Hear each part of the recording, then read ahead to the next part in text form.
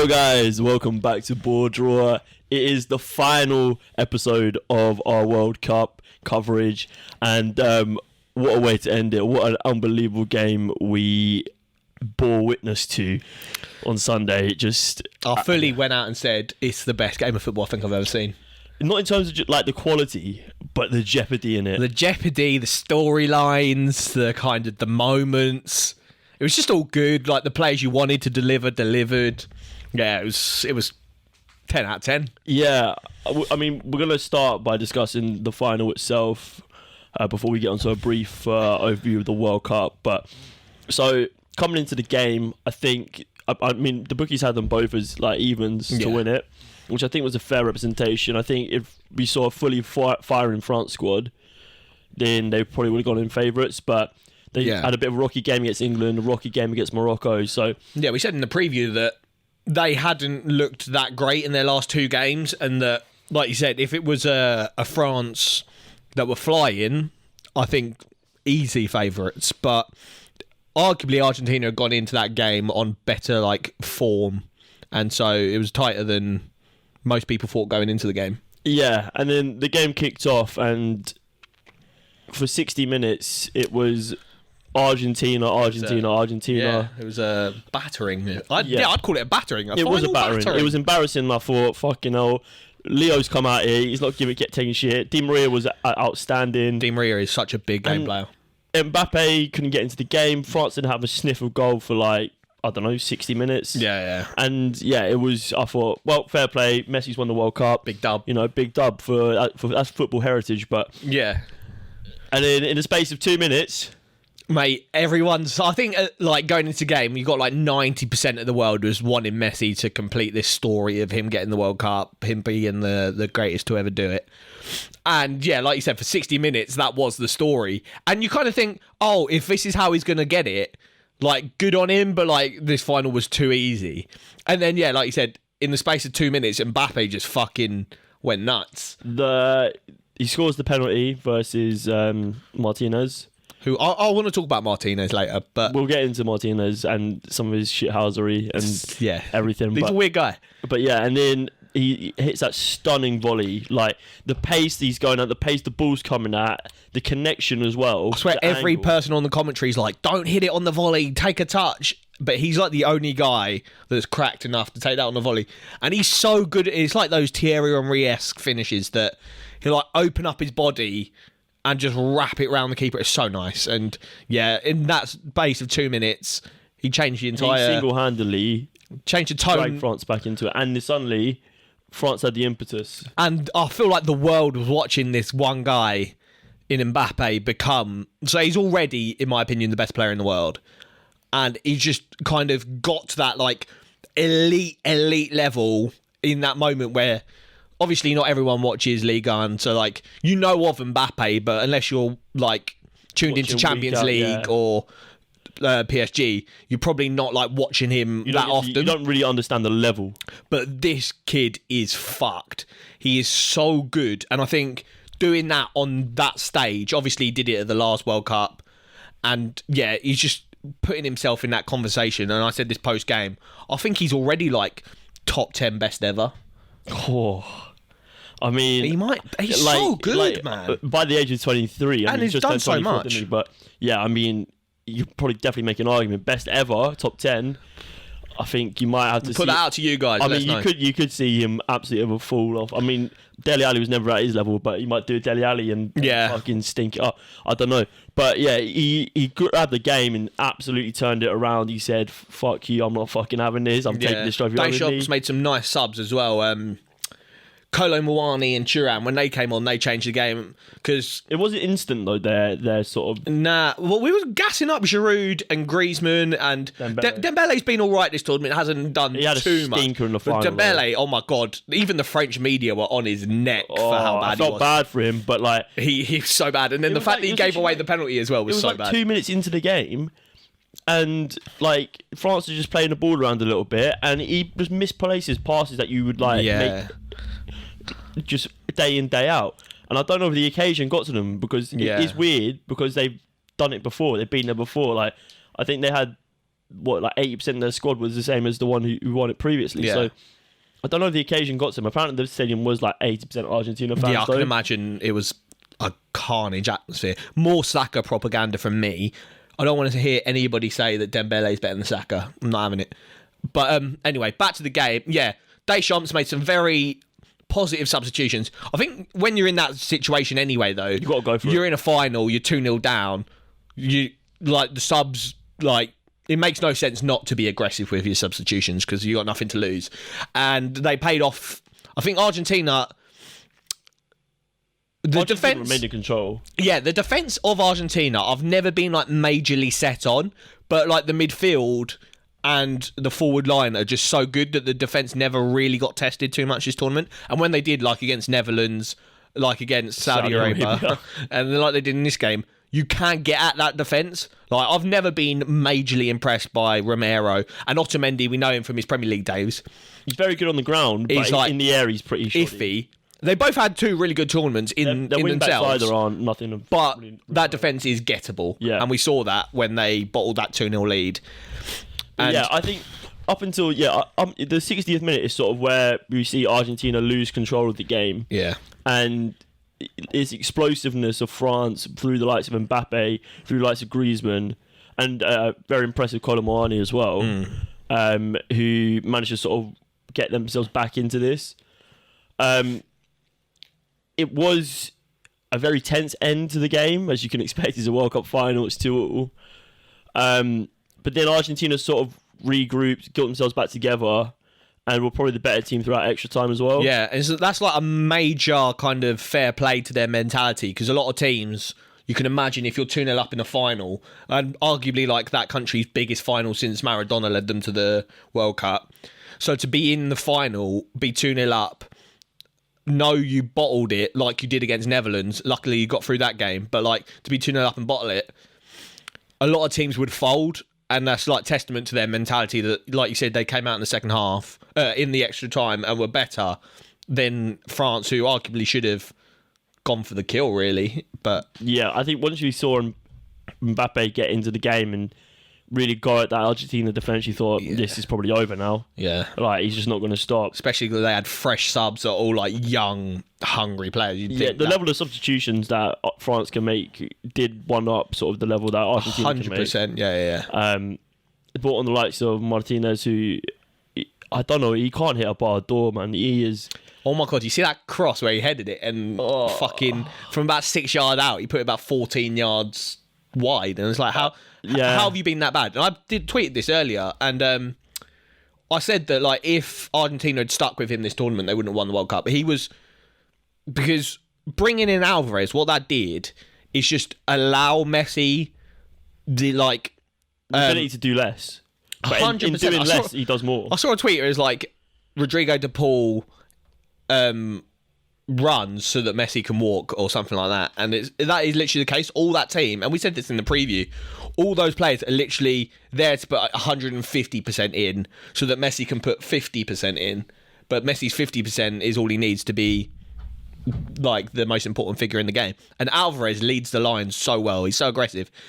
In like the 90th minute, he's still pressing and winning tackles off the centre back, and it's crazy that, I don't know, like I don't think Martinez would have done that. No, I think I can't remember who said it. It was like Inter did very well to win the league with Martinez and Lukaku. Like, Yeah, that unbelievable. That is like 10 missed chance a game. Mate, honestly, it's I don't know, but yeah, and then obviously Argentina went 3-2 up.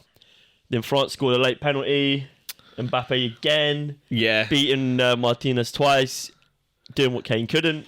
And then, in like the 120th minute, Kolo Muani is through, 1-on-1 with Martinez, edge of the box, and he doesn't do anything wrong. He puts a nice drilled low shot He's going to Martinez's left, his right, and Martinez just genuinely one of the best saves I've ever seen in my life. I think it's the most crucial save in football history. Genuinely, in that moment when I saw that save, I was like, oh my fuck, That was the game over. Yeah. And he stopped that game from being over. I think if you replay that situation 100 times, the striker probably scores about 85%. Yeah, I was going to say 90ish. Yeah, 100%. And not that many goalkeepers make that save. It was a different kind of hand of God. Honestly, such a good save. And then, like we were saying earlier, Martinez goes up the other end and fucking spoons the easiest header he'll ever have in his life. And then we get into penalties, the drama. I mean, Jesus I never like to see a World Cup get decided by penalties. Yeah, I saw so many tweets. It's like, bring back golden goal. But like, I do love the jeopardy of it. Yeah. Because, I mean, penalties are great. They decide the game, but you never really feel like you had a true winner because he's a lottery. And like one team's got Emi Martinez, who's an elite level penalty stopper. He's the exact thing you're about to say. Shithouser. Yeah.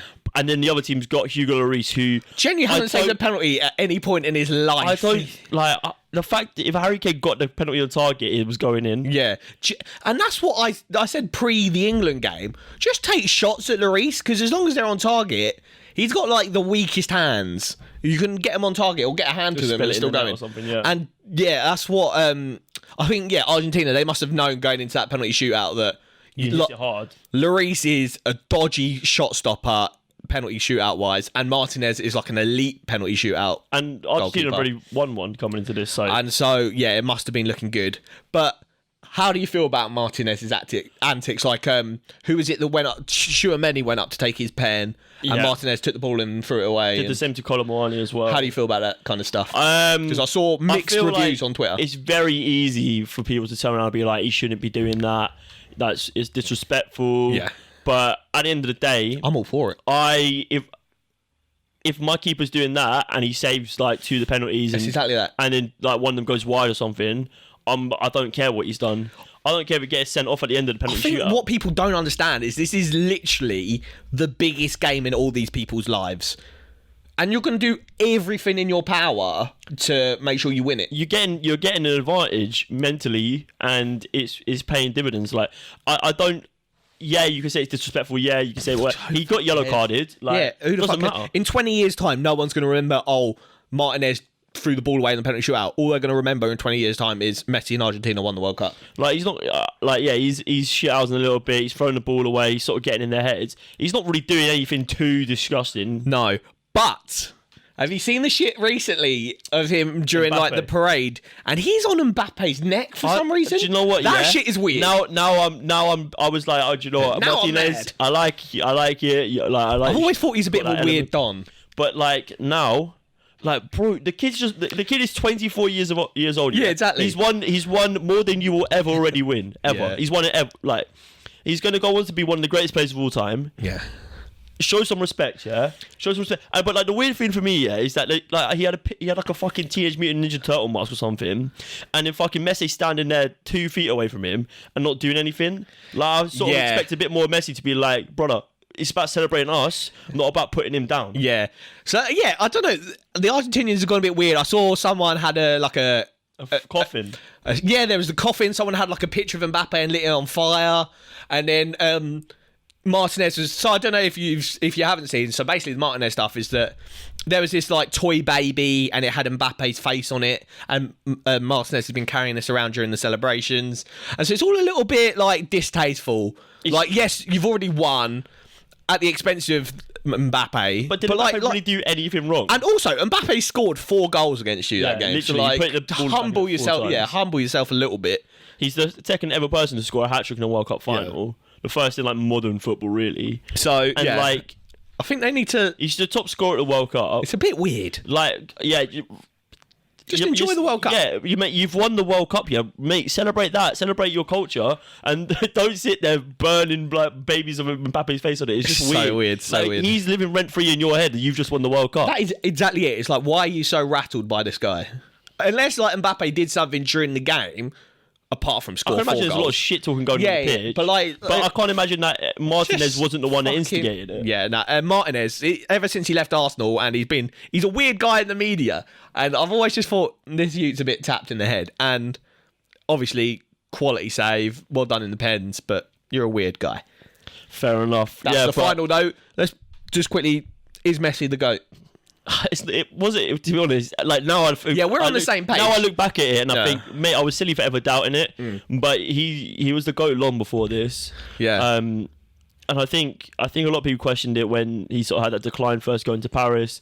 He's kicked it up this season. Like, he's got incredible numbers, and we've seen it throughout the World Cup. We realised this guy he's still different. He's 35 years of age, and he's making players. He made Garvadal, the best defender in this World Cup, probably, arguably, look like an absolute amateur, like a Sunday League player. Yeah, honestly. And he's doing it at that big age. Like, yeah, the geezer is like the best to ever do it. And I saw tweets was like, is he the best footballer ever? And then I replied, I said, I'm of the opinion he's the best sportsman ever. Yeah, I agree. So my kind of thought behind that is that, like, obviously football is the biggest sport in the world, and he's the best at that biggest sport in the world. He is therefore the best sportsman to ever live. If you look at football is the global sport. So the amount of people that play football is going to be larger than the amount of people that play NFL, the amount of people that play like tennis or whatever. Yeah, like I saw people talking about Michael Jordan, but like I swear, like the number of people that can be an elite basketball player, you have to be like minimum 6 something, apart from maybe like Steph Curry, and you have to be very niche, got to come up through the like NBA system and that. So the pool of like elite basketball players is probably 1% of the pool of potential footballers, and so to be the best footballer ever, there's no debate. He ever is the key word. He's not just the best of our generation. He's the best ever. Yeah, 100. Ever's touchable. Do you see the Ballon d'Or? Yeah, there's like the Super Ballon d'Or. I saw this trending on Twitter, and I thought it was like a myth. Yeah. But Di Stefano won it. The Super Ballon d'Or. Being the best player over 3 decades or something. Yeah, so the only person that's got one at the moment is Alfredo Di Stefano. Yeah. And bro, Messi's got to win the Super Ballon d'Or. Mate, I want to see. I saw like a picture of it. I don't know if it's the real one, but it's like the Ballon d'Or on top of like this monolith with like little Ballon d'Ors. It looks sick. Yeah, no, I want Messi to get that. Yeah, no, that'd be sick. So we'll take a little break. Yeah, we'll take a little break. And then we'll go back and discuss the World Cup as a whole. The World Cup as a whole, yeah, because it's been an excellent footballing tournament. It has. I've enjoyed it. Yeah. The World Cup is over. Qatar 2022. But the memories will live on, and it's been a very memorable World Cup. Arguably the most controversial World Cup ever played. We're not going to discuss the outside. But it's over. Yeah, I mean, it's over, but we're not going to discuss all that. We gave our opinions on that in the first episode of our World Cup journey. But it's been a journey. In terms of the football, it's been a strange one. It's been excellent at times. It's been confusing. Most goals ever scored at a World Cup. Most goals ever scored. Like, as you're watching it, I didn't think, fuck me, there's loads of goals this tournament. No. But for it to be the most goals at a World Cup, I don't know what that kind of says about, I don't know, everyone. I don't know if that's because it's come right in the middle of like a league season, so everyone's at a elite level, maybe, whereas like other World Cups would come at the end of the season, so everyone's kind of on that kind of knackered decline. Maybe the fact that it was in the middle of the season, everyone's kind of at that kind of hitting their peak. So maybe that had something to do with it. I don't know. But I feel like a lot of the goals came in the knockout stages. Yeah, like, there was a lot of enjoyed all the football. Yeah, you know? But I mean, should we put out a little thing on Twitter earlier? We did put out a thing on Twitter. The thing we put out on Twitter is, so we asked a tweet, if you will, people to let us know what your favourite World Cup moment was. Got some quality responses. Who your player of the tournament was. Try and be more imaginative than Lionel Messi, please. Underrated team of the tournament. And underrated player of the tournament. So go in the comments and let us know. Or reply to our tweet. But yeah. Should we give ours first or should we... Yeah, I mean, let's read these guys out. Okay. And then we'll give our opinions on theirs and then maybe let you know ours, a little insight. But we had Dan Mux replied his favourite moment was the Mbappe 2 goals in 2 minutes, which I think is a great shout. That's like probably, apart from like random moments, that's the only moment, like one of the only things during the World Cup that's made me sit there and think, oh my fuck, something. Yeah, like genuinely, here. I gobsmacked moment. I was speechless because, like we said earlier, at 2-0 up, you're just thinking Messi's won the World Cup, all is well. You can kind of just like you go into that game a little bit stressed, but at 2-0 up, your stress levels are just lowering. And then for Mbappe to do 2 goals in 2 minutes, I was just there like, what the fuck is going on? It's like that part in the film, where the film is going quite well, you're enjoying it. Disequilibrium. And then suddenly, bang, you get hit in the back of the head with a hammer, and you wake up, you don't know where the fuck you are. Genuinely. That was one of the only moments in the World Cup where I was like, what the fuck is going on now? But that will be a moment, because if they've gone on to win it, that would be the moment. But it will still be a moment that you look back on and think, what if? Massive what if.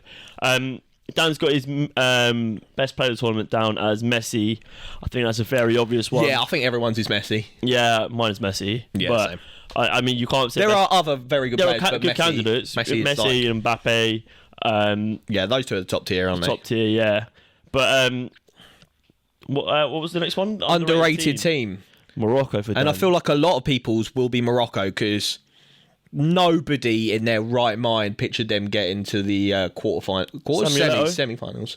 Apart from Samuel Eto'o, to be fair, yeah. They did so good. And there was a lot of games where they set up and they were really defensive and they sort of took their chances. But there were moments, especially against France, where I thought this team can really play. In the knockout stages, they kind of came out of their shell a little bit. I think I like what they did in the sense of they kind of defended their way out of the group, because there's a lot of teams like Germany that kind of backed themselves too much attacking, didn't defend properly and couldn't make it out the group. And maybe if Germany made it out the group, they would have gone quite far because, like we said, the attacking football kind of comes out in the knockout stages.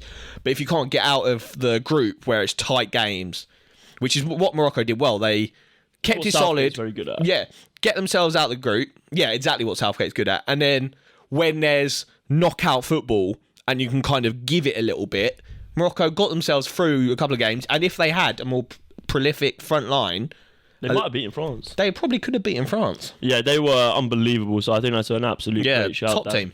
But and then underrated player for Dan. He's gone with Olivier Giroud, which I think up until the final, I think he can be a bit overlooked in a team with Mbappe and Griezmann. Yeah, but most people thought the absence of Benzema would do France no good, but Giroud lived up to the expectations. And I think that's pretty much it. Yeah, we saw it against England. He was the difference maker in that game. I think he allowed Mbappe as well to shine, which maybe it's hard to say it, but I don't know if Benzema would have left the spotlight to Mbappe enough.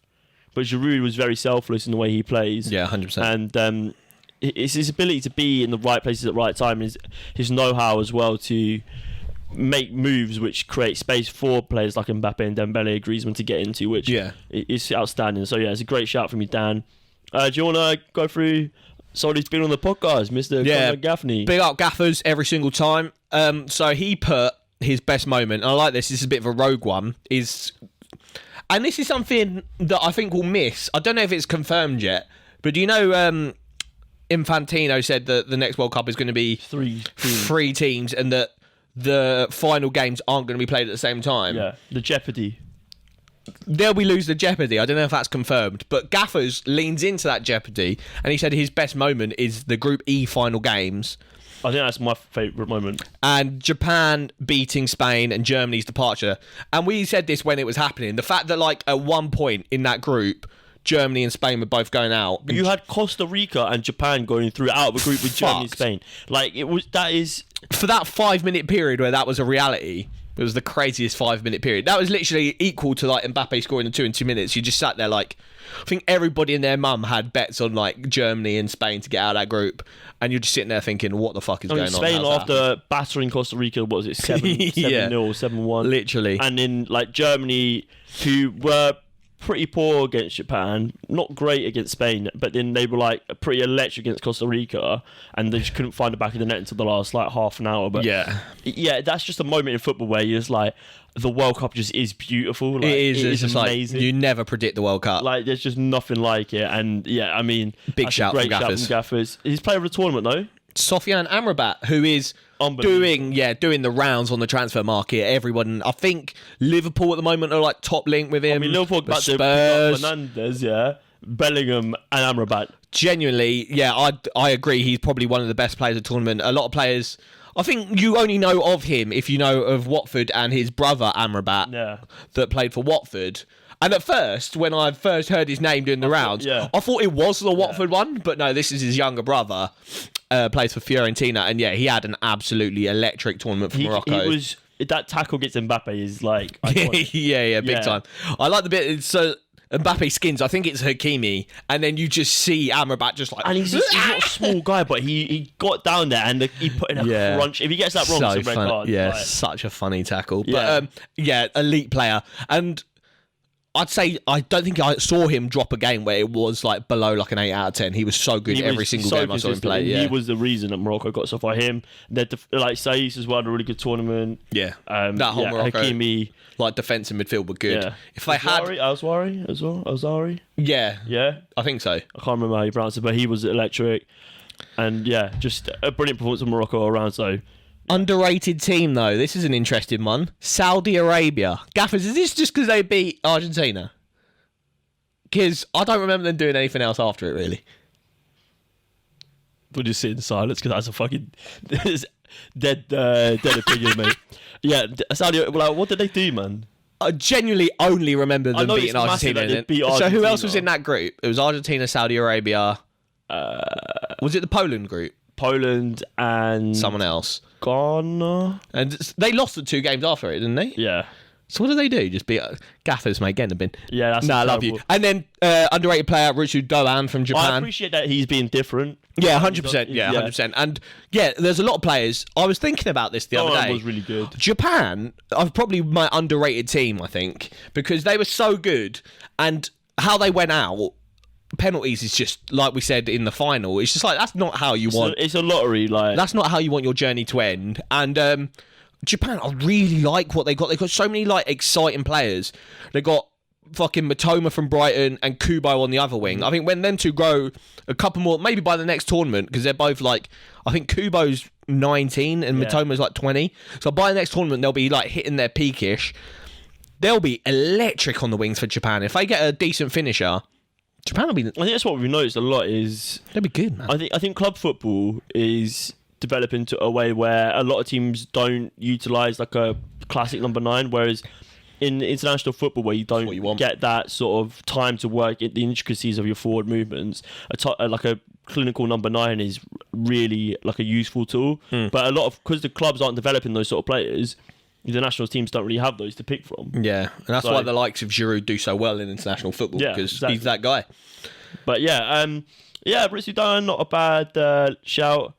I just looked at the next person's, who Tom, just shooting down to your underrated team. Tom actually had Japan as his underrated team, which I like a lot. He's a man of taste, though, Tom. He is a man of taste. Man of taste, yeah. But yeah, his favourite moment, see Messi lift the World Cup. I think that'll be a lot of people's, I think that's probably up there with mine. I feel like it's the moment that you... How do you feel about... the Qatari robe that Messi was put in.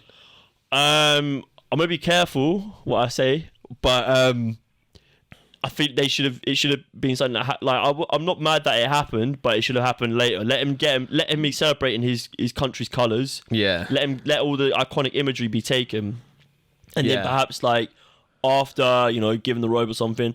Like, I know it happens a lot in different cultures. Like, I've seen pictures of like Pele celebrating with a sombrero and I saw that, like things like that. But you've literally covered up his entire team's jersey, I definitely agree. I think it was definitely forced upon him. There's like no way Messi probably knew about it prior. He probably would just have been like, no. But I saw a tweet that was quite cool. It was like, I like it in the sense that it like very much differentiated Messi from all his teammates. And it kind of connoted that he is definitely like the king amongst... the king of football. Amongst just like peasants. He is like elite. So I quite like that. But yeah, like you said, the iconic imagery, they're just always going to flash back a little bit. You know what to the beauty is though? Photoshop is advanced, baby. Yeah. That will be sorted too. Talking about that, and you know the Lautaro Martinez one? Mate, he's a scumbag. Messi's like celebrating the trophy and then just over his shoulders Martinez, and then it's a joke. The Twitter people were just like, no, mate, not having that. It's such, because that is literally like a mirror of the Maradona one. The Maradona one, yeah. And you just kind of look at it and you're like, Why is Martinez sat on that crossbar like an absolute pagan, just ruining that But he photo? probably didn't know, man. Yeah, nah, but Like, it's not his obviously fault. not. He's gassed. It's but not. It's not. Hold up. It's not like Messi won the World Cup. Argentina won the World Cup. Yeah. he's Messi one more. Yeah. I mean. But anyway, yeah. so Tom, favourite moment seeing Messi lift the World Cup, player of the tournament Messi, underrated team Japan, and then underrated player He's gone with Amrabat / Alexis McAllister. I watched the video of him, and it's like a laugh compilation. It's so funny. He's got the best laugh in football. He's man. like, And his like the way he talks. He's a good boy, and I like it. yeah, he's apparently linked with Arsenal, but I think he's You just see on his he's going to do the Instagram as rounds. well. Where he's like, let's his fuck. wife, yeah, he's just like, let's get the fuck. Yeah, I but he love had it, an man. outrageous tournament. I feel like a lot of probably like, I don't know, La Liga watchers or Serie A watchers definitely wouldn't have heard of Alexis McAllister because he plays for not one of the big six teams in England. And he comes out World Cup and starting in a midfield of Argentina, and you're thinking, oh, who is this guy? Had such a good tournament. I probably wouldn't have had him in the starting 11. Like, Yeah, I don't think I would have. but Well, that's either testament to what he's doing kind of in and around the Argentina training camp that Scaloni is like, yeah, that's the guy, or detriment to how poor that kind of Argentina midfield options are. But he was so good. he was unbelievable, and I really liked how I like the way I describe him is brave. Like he's a really brave player. Like he will make runs that a lot of players would be hesitant to make. He will make passes that a lot of players. And in the final, he was taking shots from like 20 yards. Like Yeah, I just like his energy. He's always happy to accept the ball, even if he's under pressure. I hate players that like shirk responsibility and kind of they'll like shuffle around in front of the defence, pretend to ask for the ball, but then be like, no, I'm getting pressed. Don't pass it to me. I want players, no matter how pressed they are, receive the ball, turn. Thomas Partey.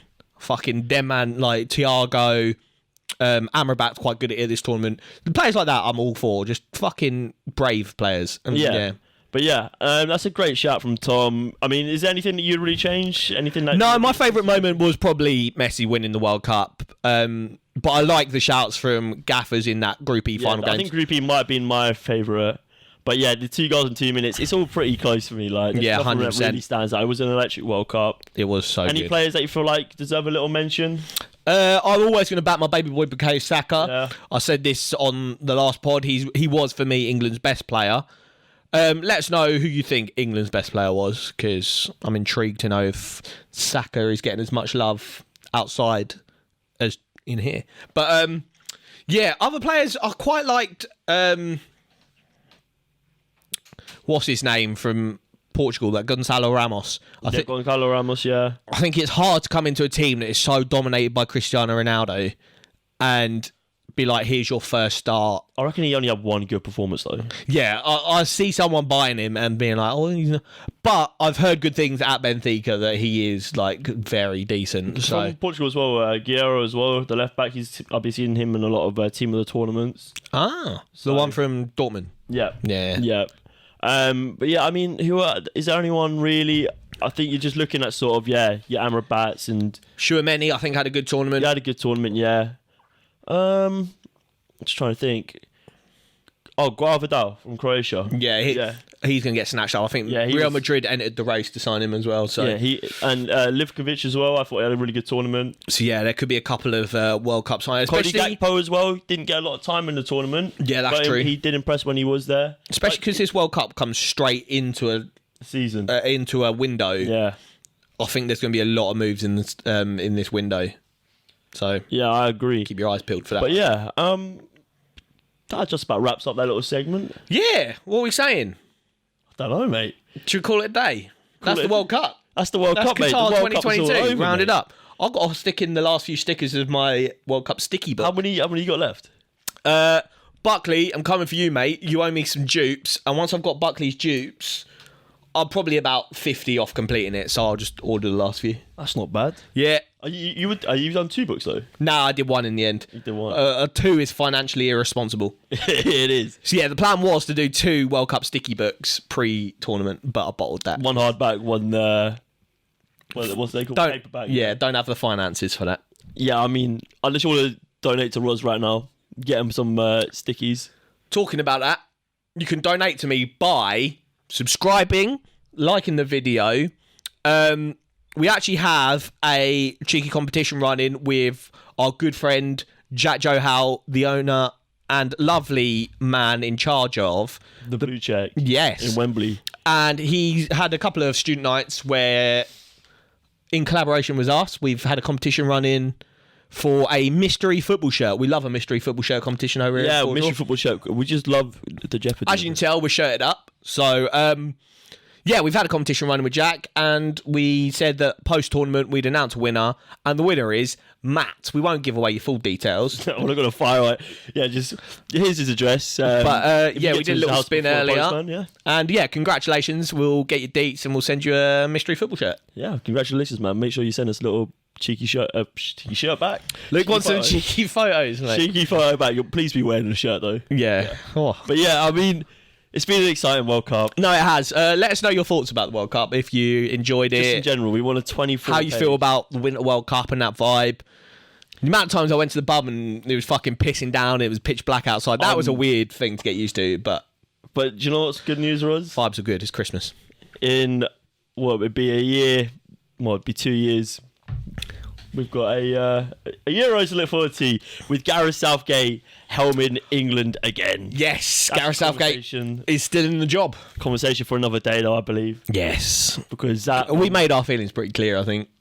Yeah, I mean, well, we're not going to get onto it. But yeah, anyway, hope you enjoyed the World Cup. Hope you enjoyed our content throughout. Back to the Prem now. Back to the Prem. We've got a couple of League Cup games coming up this week, and then the Boxing Day fixtures, baby. The Boxing Day fixtures, and then we're back into the title race between Man City and Arsenal.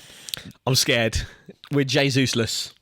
I'd be nervous. I'd be shaking. I am. Unless we go hard in the window, I'm not backing us. But yeah, this one's been a shorter episode, but you know it's coming to Christmas. So yeah, we probably won't do another video pre-Christmas. So have a lovely Christmas, everyone. Yeah, lots of love from the BoreDraw boys. BoreDraw, yeah, all of us, and the casting crew behind the camera. Yeah, all the casting crew. Shout out, yeah. But yeah, it's been BoreDraw. Have a lovely Christmas, and we'll see you before the new year. So we'll hold our reservations on that one. Bosh.